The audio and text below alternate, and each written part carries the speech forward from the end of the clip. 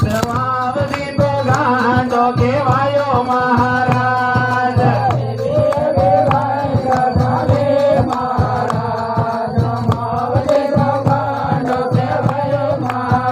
બોલ શ્રી કૃષ્ણ કનૈયા લાલ કી જય. माऊजी महाराज की जय.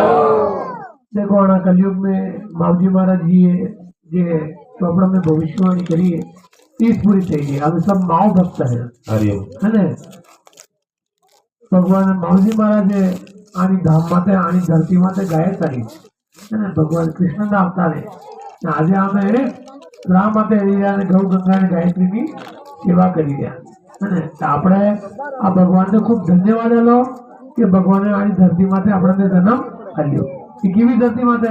બેણેશ્વર ધામની ધરતી માતે જ્યાં તીરેની ને જ્યાં ભગવાનને હોણે તે ભગવાન જેમ કરાવી દે એમ કરી દે. પાછી આની ધરતી માતે ભગવાનનો અવતાર તારા હે કલ્કી અવતાર આની જગ માતે અને ધરતી માતે થવાનો ને. હવે કઈ ઠેકડે ને કઈ ગામ ને ખેડે થાય ખબર નથી એટલે જે ગામ આંગણામાં ભક્તિ ચાલે કે અહીંયા ભગવાનનો અવતરણ થાયગા એટલે ભક્તિ કરવી દેરી કરવી ગાંડો થઈ જાઓ.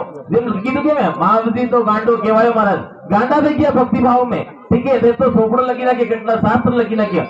ભક્તિ કરતે કરતે માણસ પાગલ થઈ જાય. એની ભક્તિ ને જીવી જાય તો ભક્તિ કરવી દેવી કરવી ને જીવન में એવી ભક્તિ કરવી એવું પ્રેમ કરવું કે આપણું મન એનવેસ લાગી જાય હે ને હવે આ કાલે બી આપણે માવજી મહારાજના પીઠાધીશ્વર અચ્યુતાનંદજી આપણે કાલે આપણે પધારેલા સૂચના આજે મોકલાવી દીધી. કાલે આવેલા કે આપણું યજ્ઞ કર્મ ફલ જે है સફળ થઈ ગયું.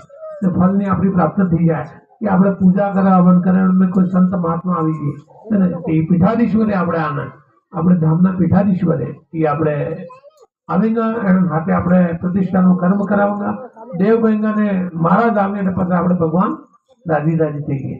કે કાલે આપણે પ્રેમ થકી 100 વર્ષમાં ઘેરે આવી જવું હોય ઘેરે થકી 5.5 વર્ષમાં આવી જવું હોય 100 વર્ષમાં અમે આવાંगा तो हवा 100 વર્ષમાં અમે आऊंगा. काम शुरू થઈ जाएगा. आज गांव में टेढ़ो नहीं भी आई हुए